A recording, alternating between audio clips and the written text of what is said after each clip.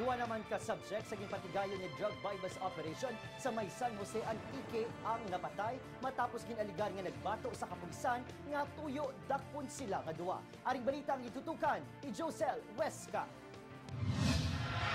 Inang sitwasyon sa duha ka mga subject matapos ginpatigayon ang bypass operation sa barangay San Pedro, San Jose Antique. Sa inisyal nga report sa otoridad, madinagon nga ila nabaklan sang duha ka sachets sang ginapatihan siya buang duha ka subject. Pero namutikan nila sa ulihi nga ang ila ka transaksyon, isa gali ka otoridad.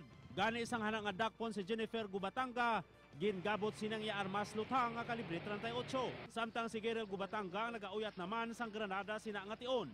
Wala na maghatag kumpiyansa mga pulis, ilagin tiro ang duha ka mga suspect. Tumandok sang Zone 3 Barangay Ticod, La Paz, syudad sang Iloilo ang nagkalamatay sa operasyon. Ginaestablisar pa kung nga adito sila sa Antique nagpaamulya. Magluwas sa iligal nga droga, na-recover sang otoridad ang kalibre 38 nga armas, kag isa ka granada. Padayon pa investigasyon sang otoridad sa natabo nga insidente.